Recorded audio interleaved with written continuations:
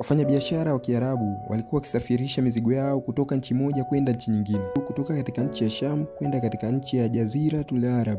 Safari zao zilikuwa zikitumia mashua ambazo ni za kitambaa, hawakuwa wakitumia mashine. Hivyo ni upepo tu ambao ulikuwa ukiongoza boti hizi, huku wakiwa wamepakia mizigo mikubwa iliyoelemea boti zao.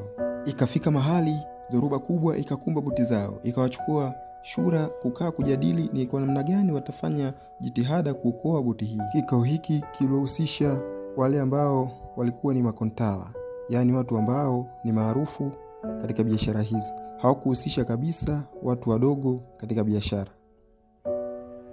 Lengo la kikao hiki ilikuwa ni kuamua ni mizigo ya nani itapunguzwa ili boti iweze kukaa vizuri baharini. Ndipo bahati ikamwangukia kijana mmoja ambaye alikuwa ni mgeni katika biashara hii. Alipochaguliwa alikataa kata na kuhoji, hivi kwani ni mimi peke yangu ambaye nina mizigo katika boti hii? Kwa nini tusingepunguza mizigo ya kila mmoja wetu ili boti ikae sawa? Na kwa namna hiyo aliamini haki ingekuwa imetendeka. Alikataliwa kata na wafanyabiashara wale wakubwa, hivyo wakamtupa baharini na mizigo yake.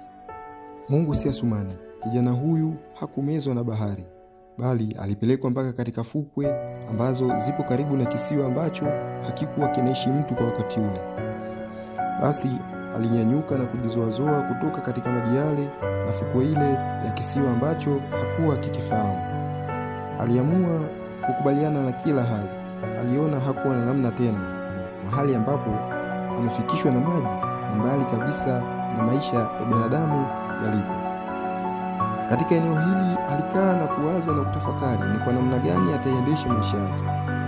Kila siku alikesha akimwomba Mungu aweze kumsaidia namna ya kutoka katika eneo hili. Alikaa katika kibanda ambacho alikijenga ili kuweza kujistiri katika eneo hilo. Maombi yake ni kana kwamba yalikuwa yakigonga mwamba, mpaka alikata tamaa na kuamini kuwa Mungu amemsahau na maisha yake yote yatamalizika katika kisiwa hiko.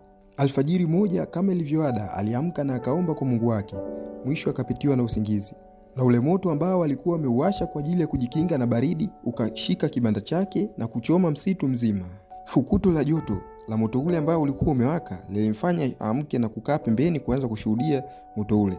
Ghafla anashangaa, ngarawa ndogo inasogea karibu yake. Ilikuwa imebeba wafanyabiashara wachache ambao walikuwa wakikatisha katika msitu ule. Ndipo akawahoji, ni kwa namna gani mmegundua kuwa mimi niko hapa? Kumbe bwana, ule moto ambao ulikuwa unachoma msitu uliwaleti wafanyabiashara hawa kugundua kuwa hapa kuna mtu na amewasha moto kuonesha kuwa anahitaji msaada. Chukua hiyo mwanakitaa, kamwe Mungu hamtupi